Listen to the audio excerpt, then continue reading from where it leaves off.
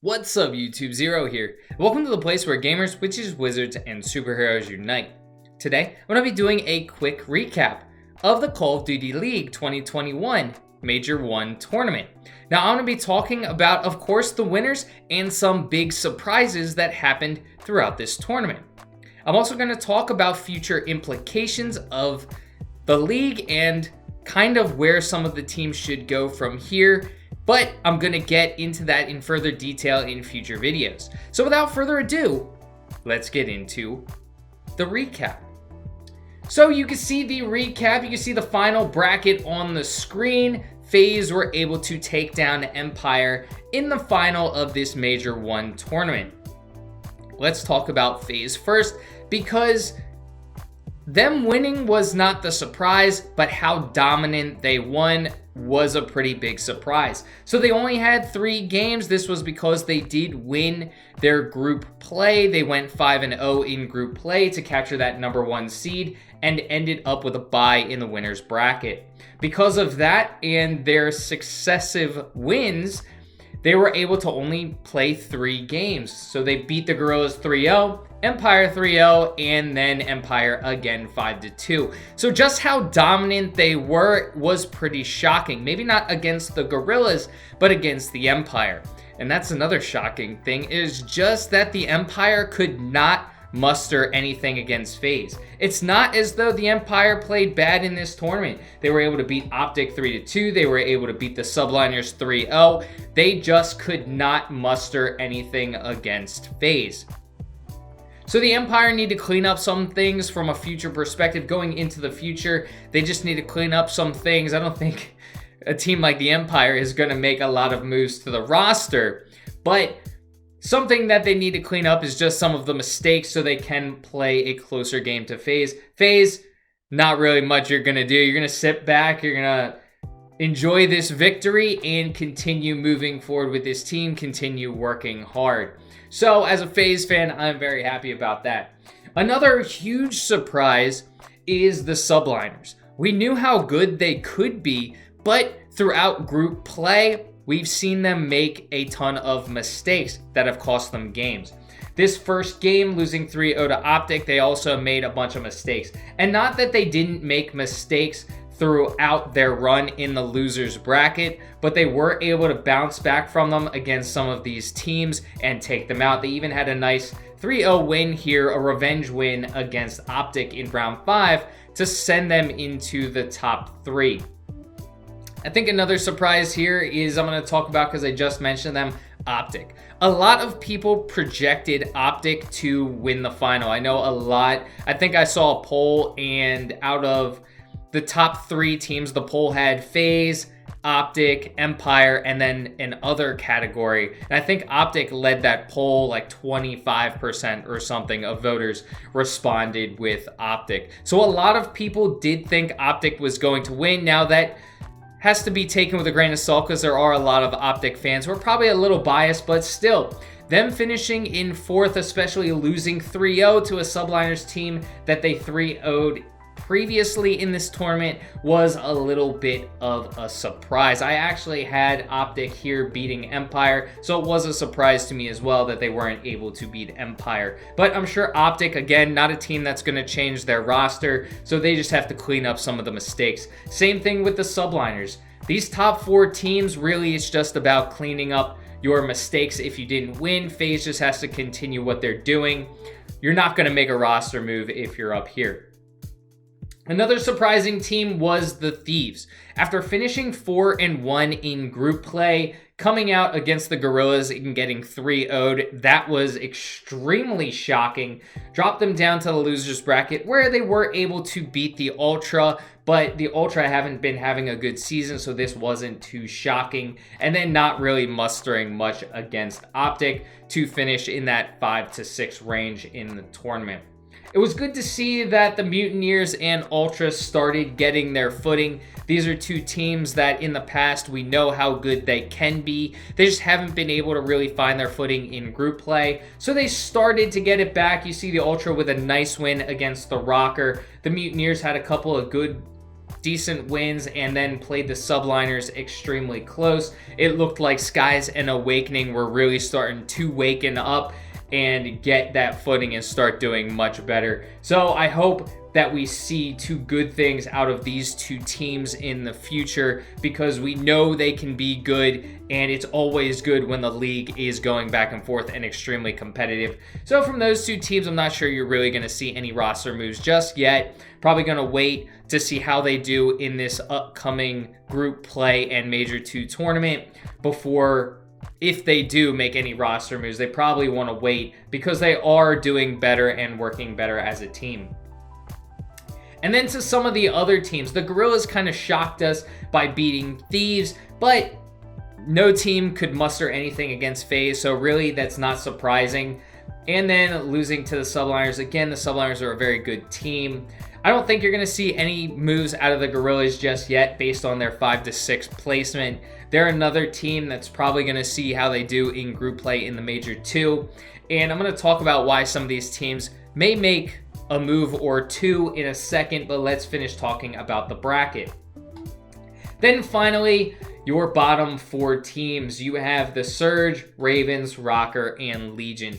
Legion were a little shocking because the game prior to this tournament was against FaZe. Now, some people argue, and I argue this, that FaZe in that game against Paris didn't really have anything to play for, so maybe they weren't giving it their all, although Paris did take them to a game 5. So it's kind of, you gotta take that with a grain of salt. Was FaZe really giving it their all? Did Paris really play an amazing game? I don't know, but they did take FaZe to a game 5, so it's a little shocking that they lost to the Mutineers 3-1.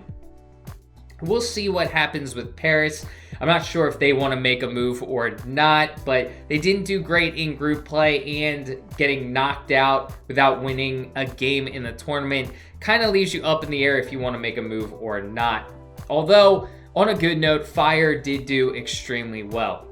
Rocker, this was a shocker. Rocker, I predicted that Ultra were going to beat Rocker, but if you're a Rocker fan, you were hoping that they would win this. They upset the Empire in group play, so you're kind of surprised that they lost to Ultra. But other than that upset of the Empire, Group A wasn't extremely strong, so you're kind of not surprised that the Ultra beat them if you really look at some of these teams that they faced in group play. But the Rocker, they're probably not going to make a move. They have a lot of solid players. Again, this is another team that's probably going to wait until after Major 2 to see how well they do in that, to see if they want to make a move.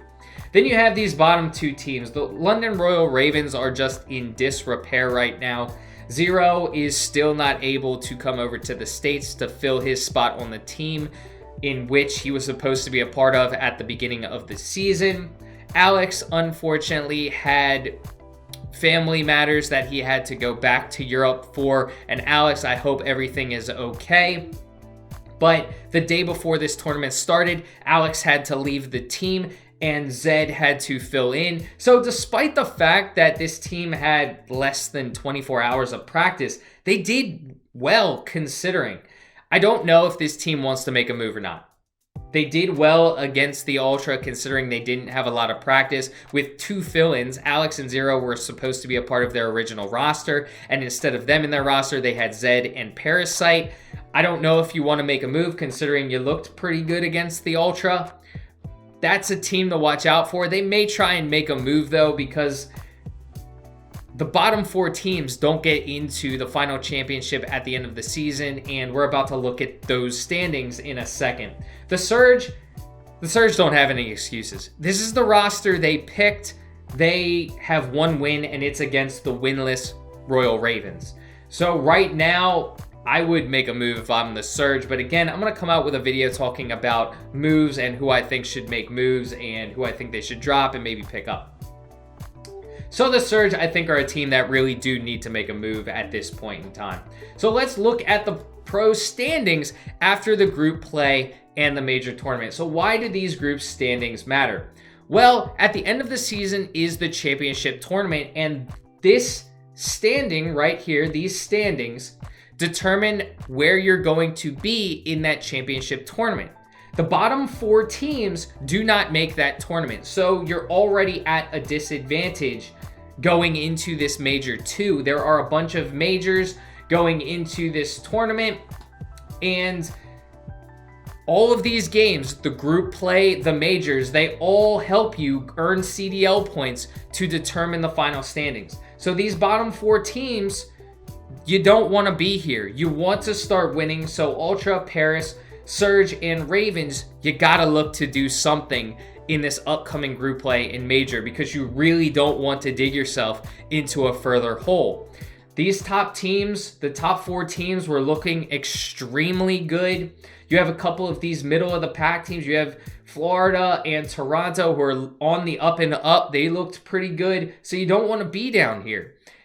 I'm thinking maybe these teams want to make a move, but again, we'll see what happens. Your question always has to be, do we think we can upset the top team in the league? That has to be your question, because your goal at the end of the day needs to be, we want to win a championship. That's the goal of every team. We want to win a championship. So if you're any team down here, the question is, can we upset Atlanta FaZe? Can we upset the Dallas Empire?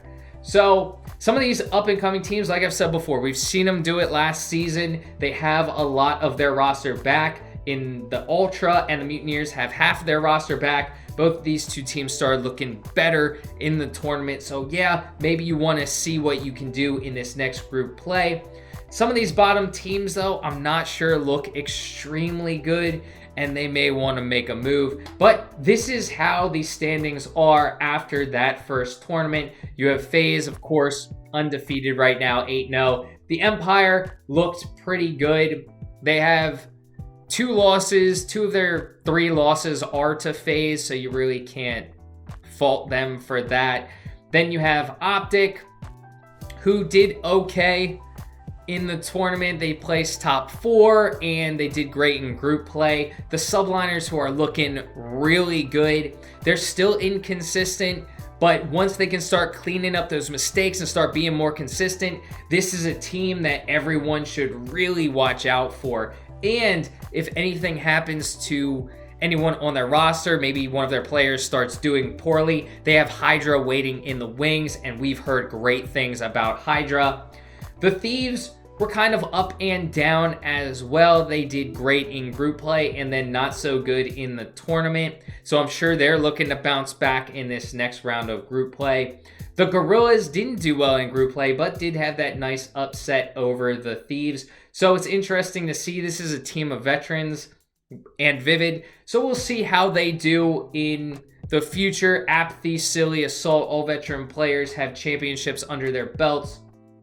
So we'll see how they do going forward. The Rocker is another team, a lot of veteran players. And both of these 2 teams, actually, they really need to start getting better at hardpoint, because they did not do well in their hardpoints.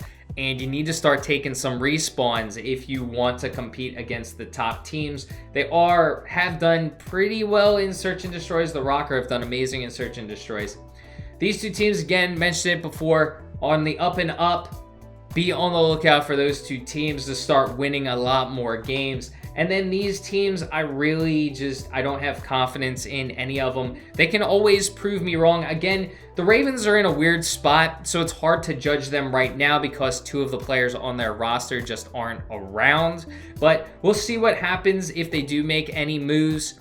And then the Seattle Surge. They keep pulling a Surge. I don't know what to say with that. They just keep losing, making mistakes, and you may see them making a move. I'm not sure about the Legion either. They could be looking to make a move as well, considering where they're sitting and how bad they did in the tournament.